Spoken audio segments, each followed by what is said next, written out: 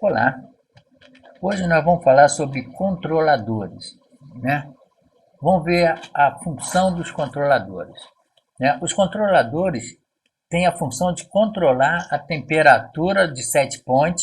O que seria isso? A temperatura interna da cama, né? Aquela que eu quero, o cliente quer que fique. Esse é o set point. Também ele controla o tempo de refrigeração e o tempo de degelo, entre outros. Existem muitas outras funções, mas as principais são essas. É o controle do set point, é o quanto que eu quero que desligue o compressor quando atinge a temperatura, o tempo de refrigeração e o tempo de degelo, pois sabemos que câmara frigorífica precisa de degelo, né? Porque o evaporador cria-se gelo por causa das baixas temperaturas. E que o gelo ele é um isolante térmico. Então, se tiver muito gelo no evaporador, eu vou ter dois problemas. Não vai refrigerar os produtos, né? Porque o gelo é um isolante térmico. E também não irá fazer a evaporação do refrigerante, podendo retornar líquido ao compressor e causar sérios danos ao compressor. Tipos, né? Existem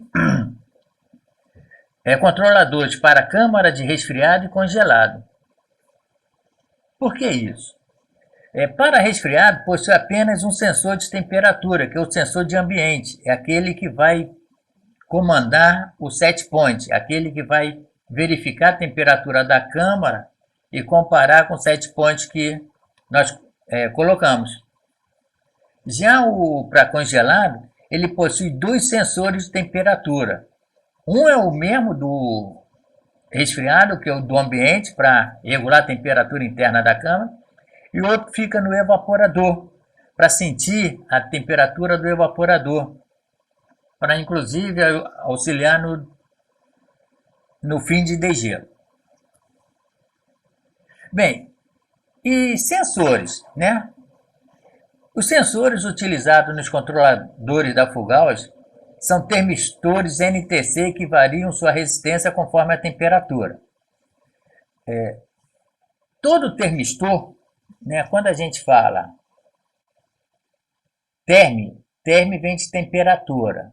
Esse estor seria de resistor. Então ele é um resistor, ele oferece uma resistência à passagem da corrente elétrica, só que é um resistor que se varia conforme a temperatura. Por ele ser o NTC, o que quer dizer NTC? Coeficiente de temperatura negativa, NTC está em inglês. À medida que aumenta a temperatura, a resistência elétrica desse sensor diminui. Wagner, e como é que eu vou saber se um sensor desse está bom? A gente tem que, como ele está sempre variando em função da temperatura, eu tenho que escolher uma temperatura. Normalmente, quando o fabricante diz, esse sensor ele é de 10K, ou seja, 10 mil ohms, ele só vai dar os 10 mil ohms se tiver numa temperatura de 25 graus. Então, a melhor forma para testar é a gente colocar esse sensor numa temperatura próxima de 25 graus e ele vai ter que dar uma resistência de 10K. Essa é a forma como a gente testa o sensor. E qual é a função do sensor? Informar para o controlador as temperaturas que a gente precisa. Então, vamos entender um pouquinho isso aqui, né? Quais são as parametrizações mais importantes, né, para a gente? Existem diversas. Nós vamos ter uma aula de parametrização do controladores. Vocês vão ver que tem diversas funções, mas essas que eu considero as mais importantes, que seria o quê? A temperatura do set point, o tempo de refrigeração, tempo de degelo, e aqui eu ainda acrescentei essa, temperatura a fim de degelo. Então, como é que funciona isso? Os controladores para câmara de congelados, eles possuem dois sensores, estão vendo aqui, ó.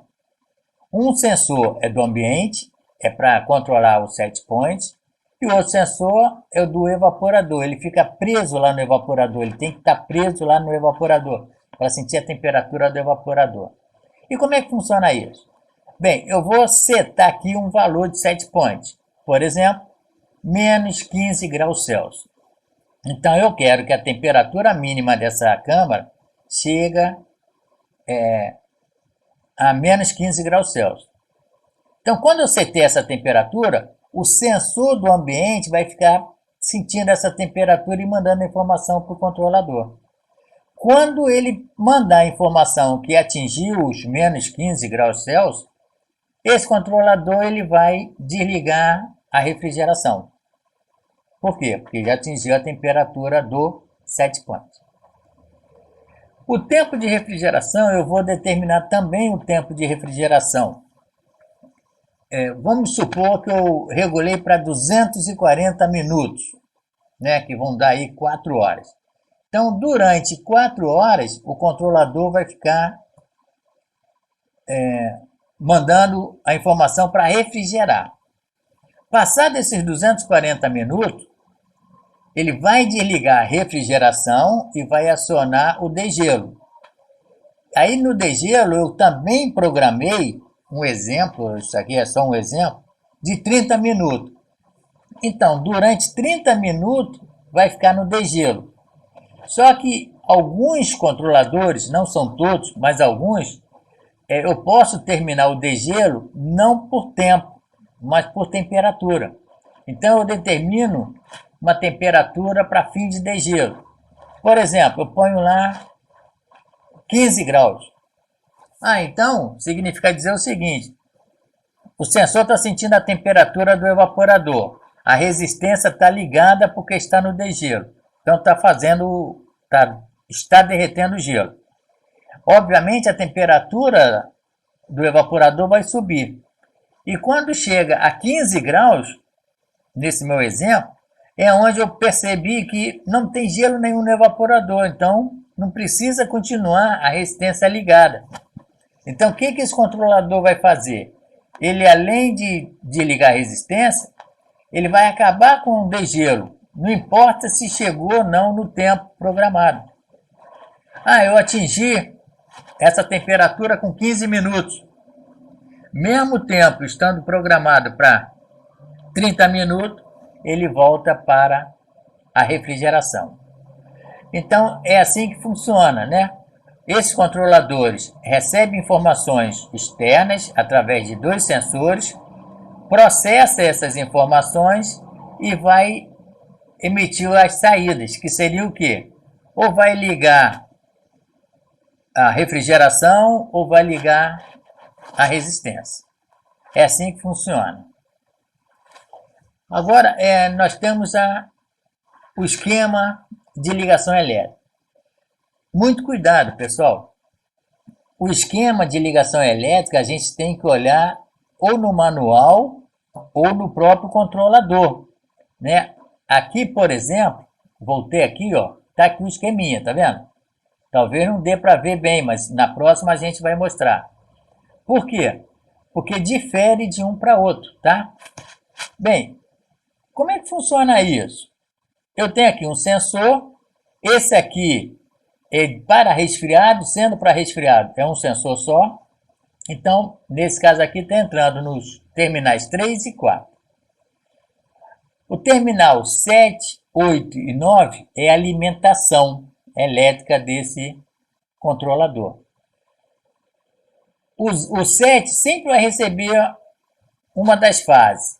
Se a tensão for 127, né, aqui eles colocaram 115, então eu vou botar, por exemplo, o neutro e uma fase. Se for 220, vou botar uma fase e outra fase se for aqui no Rio de Janeiro. Se entre fase for 380, nós já estudamos isso, vai entrar o neutro aqui e a outra fase aqui. Aí eu alimentei o controlador. O controlador já está recebendo a informação do sensor. E eu já programei ele. Então, aqui, ó, eu não tenho degelo forçado. O degelo é natural, estão lembrados? O resfriado Eu não preciso forçar o degelo, porque a temperatura interna é acima de zero. Então, basta eu desligar o compressor e mantendo o ventilador ligado, eu vou descongelar o evaporador. Então, ó, eu vou jogar uma fase aqui, ó, no 10. Essa fase, quando a temperatura estiver alta e o controlador estiver na função de refrigeração, esse contato vai estar virado para cá. Então, essa fase está entrando aqui, ó, vai para a carga. Que carga seria essa? Pode ser o próprio compressor ou pode ser a válvula solenoide, como nós já vimos.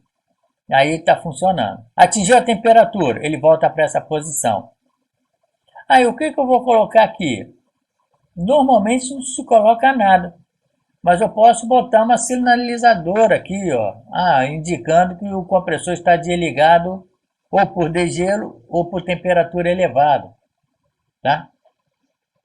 Já os controladores para congelado, esses possuem dois sensores. Um sensor do ambiente, um sensor que vai ficar lá no evaporador. Observe que nesse exemplo aqui, eu tenho o sensor do ambiente no 3 e no 4 e o sensor do evaporador no 4 e no 5. Então, esse 4 ele é comum para esses dois. Estão observando?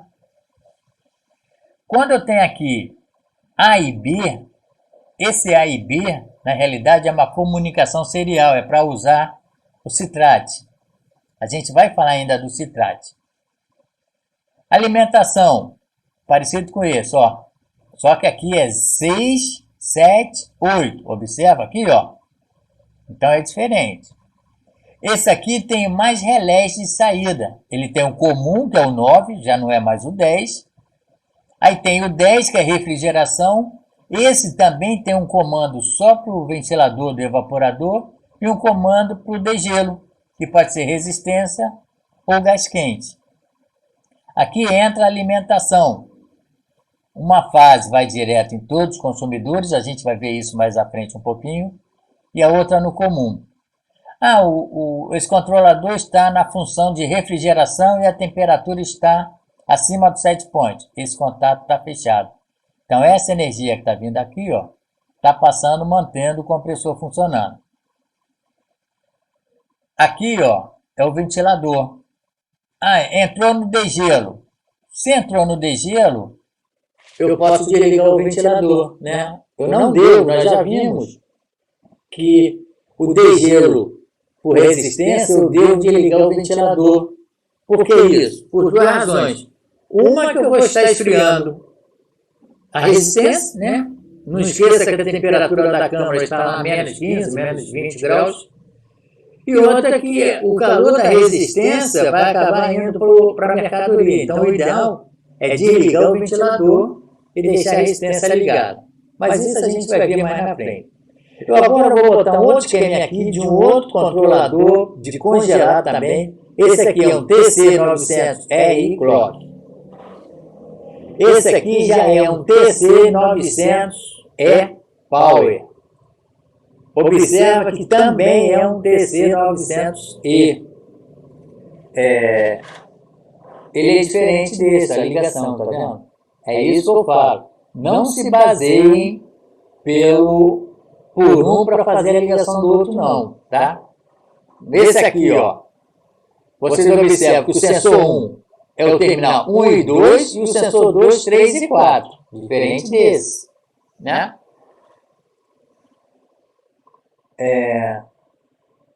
O 9 é a alimentação, está recebendo a fase direta aqui, ó, seria esse 6. E se for 220, no 11. Se fosse 115, seria no 10. Como aqui está no 11, 220, porque está escrito aqui, ó, 230. Ao mesmo tempo, eu estou jogando a fase aqui no 12. Aqui eu também poderia puxar a mesma fase que está entrando no 8, jogando para cá, em vez de vir daqui. Só que aqui, ó, eu tenho dois pontos comuns. Eu tenho 12 e eu tenho 16. Então eu tenho que alimentar esses dois. Por que isso? Porque isso aqui normalmente tem um contato que suporta uma corrente maior. Esse aqui é para fazer o degelo, normalmente vai para resistência, e esse aqui ou vai para refrigeração, né, ligar o compressor ou a válvula solenoide, e aqui vai para comandar os ventiladores. Tá? O que eu quero chamar a atenção de vocês é que, ó, mesmo sendo um TC900, ligação diferente, né? Bem, aqui é a forma como a gente interpreta isso aqui e como é que a gente faz a ligação. Voltando aqui, ó, esse aqui, como é o TC900E Power, sensor 1, terminal 1 e 2, é o que está me mostrando aqui. Sensor 2, terminal 3 e 4. E agora, e o resto? Então eu vou pegar uma fase. Essa fase, eu costumo dizer o seguinte, eu tenho que levar uma fase direto em todos os consumidores. Nós já estudamos isso, né? O que são consumidores? São aqueles equipamentos que transformam energia elétrica em outro tipo de energia. Então, a resistência, por exemplo, ela transforma energia elétrica em calor.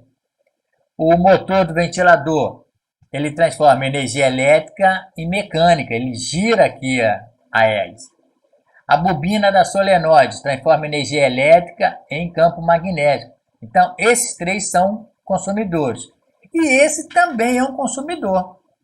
Ele precisa ser alimentado, a placa dele, para ele poder manobrar esses aqui. Então, esse aqui, na realidade, além de consumidor, ele também é dispositivo de manobra.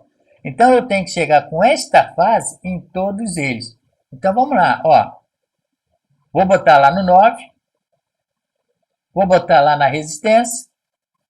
Vou colocar lá no ventilador. E vou colocar lá na válvula solenoide. Para que todos eles funcionem, precisa do quê? Precisa da outra fase, que está aqui. Deixa eu passar uma outra situação para vocês também. Quando eu tenho emenda de fio, eu tenho uma bolinha, tá vendo? Essa bolinha significa que esse fio está junto com esse, como esse também junto com esse. Aqui vocês observam que esse fio vermelho não tem a bolinha. Se não tem a bolinha, significa dizer que ele está passando por cima desse. Não está interligado, tá? Porque se eu interligar aqui, fecharia tão curto. Mas aqui, ó, não está interligado, tá? Então, eu vou ter que levar essa fase vermelha tanto aqui, como aqui, aqui e aqui. Então, vamos lá. Botei lá no 11. Então, ó, já alimentei esse controlador com 220. Aqui eu estou colocando aqui em cima para vocês visualizarem melhor. Mas é lógico que ele vai entrar aqui nos terminais, tá? Não é aqui que eu ponho, é aqui. Mas eu coloquei aqui para a gente ver. Aqui também vai ter a numeração 9, 10, 11. Então aqui, ó, eu não preciso jogar essa fase vermelha aqui. Então, ó, eu faço uma ponte ali para o 12. Como esse aqui também não é comum para esses dois, eu tenho que fazer uma ponte ali também, ó. Então, observa. Chegou aqui, chegou aqui. Como é que eu interpreto isso? Eu interpreto da seguinte forma. Esta fase está vindo aqui, ó. Como esse contato está virado para cá, ela está saindo no 13. Só que toda vez que eu desenho um diagrama elétrico, esse diagrama elétrico ele é desenhado como se estivesse desenergizado. Então, se está sem energia, está fechado para cá. Aqui está aberto, tá vendo? Esse está aberto, esse está aberto. Então, mesmo eu jogando tensão aqui, ó, não está saindo nada aqui nem aqui. E está saindo aqui, ó. Então, essa fase está saindo no 13. Tá? É assim que a gente interpreta. Só que isso aqui, ó, é o degelo. Vou tentar ampliar aqui para a gente ver melhor. Ó. Esse aqui é o degelo. Aquilo que eu falei, ó. Esse aqui suporta 10 amperes. Tá? Ou 1/4 de HP. Por quê? Porque às vezes a resistência ela tem uma corrente elétrica bem superior a 10 amperes. Nesse caso, eu sou obrigado a fazer o quê? esse contato aqui não pode ligar diretamente à resistência, porque ele só suporta 10 amperes. Então, ele vai ter que ligar uma chave contactora, e esta contactora sim vai ligar a resistência. Normalmente, você vai encontrar nessa condição, a resistência sendo ligada através de uma contactora. O ventilador e a solenoide, esses são ligados direto. Bem, então agora eu vou jogar alimentação para a resistência. Então vai sair do 14. Por que do 14 e não do 13, vai? Porque o 13 vai estar fechado quando ele estiver desenergizado. Quando é que vai passar do 13 para o 14? Quando o controlador estiver na função de degelo. Quando ele chegar lá na hora do degelo, ele vai sair esse contato daqui e vai vir para cá. Então, esta fase vai passar por aqui e vai chegar lá na resistência e ela vai começar a aquecer. Da mesma forma, lá no compressor, né? Aqui está o compressor. Vai sair do 15 e vai lá para a válvula solenoide. Lembrando que esse sistema aqui é o sistema pumping down, né? A solenoide, ela está aberta ou fechada. Ela está deixando ou não o fluido refrigerante circular. Desde o momento que eu desligo a solenoide, a bobina da solenoide, ela fecha, a pressão vai diminuir e quem desliga o compressor na realidade é o pressostato. Esse controlador não comanda o compressor. Isso nas câmaras que desliga por recolhimento, aquelas que tem válvula solenoide. Ah, Wagner, eu já vi um balcão que esse controlador desliga diretamente o compressor. Sim, pode ser. Principalmente compressores pequenos, que não precisa desligar por recolhimento. Quando desliga por recolhimento, ele não comanda o compressor. A gente vai ver isso mais na frente. E vai sair daqui do 17, lembrando que o 17, vou ampliar aqui para a gente ver melhor, ó, é o fan. Fan é ventilador, que nesse caso aqui, o 17 também pode ser usado para uma segunda degelo, mas o mais comum é ventilador, tá? Então vai lá, ó, do 17 para o ventilador. Depois a gente vai entender por que o ventilador ele tem uma ligação própria para ele, tá? Quando a gente falar de como fazer a parametrização, você vai entender melhor isso. Ok? Bem, aqui eu coloquei de novo, nós já vimos isso, só para vocês verem que quem comanda o compressor é o pressostato de baixo. O pressostato de baixa pressão comanda o funcionamento do compressor. Desde o momento que eu estou com esses disjuntores ligados, com tudo ligado, se a pressão de sucção estiver alta, né, o pressostato está com contato fechado, eu estou com essa contactora aqui atracada, está aqui no 1. Então, ó, compressor funcionando. Quando o controlador chegou no set point, ou então terminou o tempo de refrigeração, vai entrar o degelo, o que o controlador faz? Ele desliga a válvula solenoide, que por sua vez vai fechar. Fechando, ela interrompe a passagem do gás para o evaporador. A pressão de sucção começa a diminuir e esse pressostato será desligado. Ele vai desligar porque a pressão vai diminuir. Desligando, esse pressostato ele vai desligar a contactora através do A2, nesse exemplo. Aí o compressor para. Temperatura voltou a subir. O controlador vai, aciona a válvula solenoide, não aciona o compressor. Então, a válvula abrindo, o gás volta a circular, a pressão sobe e o compressor entra em funcionamento. Gente, isso é de suma importância. Por quê? Porque se vocês chegarem num equipamento, o compressor não está funcionando, a primeira coisa que a gente tem que verificar são as pressões, né?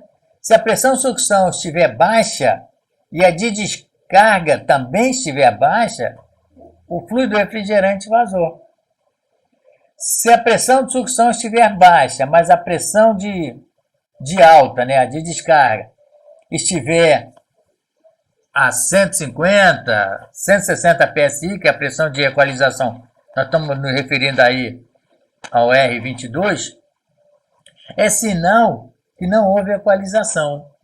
Ora, se não houve equalização, o problema está onde? Nós já vimos, ou na válvula solenoide, que ela está desenergizada, ou na válvula de expansão, que o bulbo, o capilar do bulbo se rompeu. Então é assim que eu vou ver. Se a solenoide não está energizada, onde está o problema?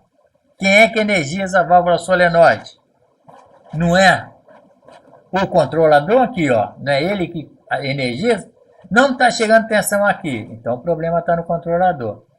Está chegando tensão aqui, mas a solenoide não está atracando. Então o problema é a bobina da solenoide. Viu como é que é fácil? Bem, por hoje é isso. Até a próxima aula.